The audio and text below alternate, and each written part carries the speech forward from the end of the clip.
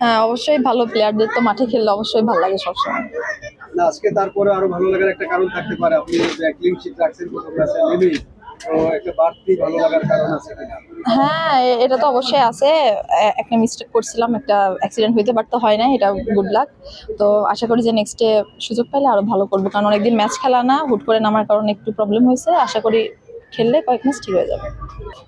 সহজ আসলে আমরা কোনো টিমরে দুর্বল মনে করতেছি না, সবাই সবার সর্বোচ্চটা দিয়ে টিম করছে, সবাই সবার সর্বোচ্চটা দিয়ে চেষ্টা করবে 3 পয়েন্ট নেওয়ার। তো কাউরে দুর্বল ভাবার কিছু নাই। মাঠে একদিন ভালো একদিন খারাপ হইতেই পারে, এটা সবার ক্ষেত্রে। তো আমরা সবাইরেই স্ট্রং মনে করতেছি, দেখা যাক বাকিটা। হ্যাঁ, এটা তো অবশ্যই, বা আপনি যে কোনো প্লেয়ারের ক্ষেত্রে যত ম্যাচ খেলবেন তত কনফিডেন্স লেভেল বাড়বে।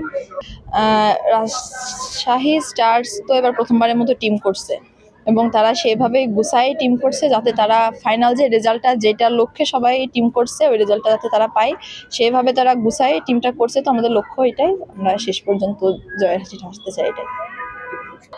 টিমমেটদের সাথে ভালো, অধিকাংশই হচ্ছে আমাদের ন্যাশনাল ক্যাম্পে, তাদের সাথে সবসময় একসাথে থাকা হয়। আর কয়েকজন আছে যারা বাইরের নতুন, তাদের সাথে একটু নতুন এক্সপিরিয়েন্স, ডিস্ট্রিক্টের প্লেয়ার আছে, তাদের সাথে মানে ভালোই লাগে। সব থেকে বেশি মজা করে হচ্ছে শাহেদ আক্তার রিপা, সব থেকে বেশি মজা করে। সিরিয়াস কে মানে খেলা নিয়ে সবসময় খেলা নিয়ে পড়ে থাকে, মানে সব সব গেমের চিন্তা এমন কি? Captain, I think captain.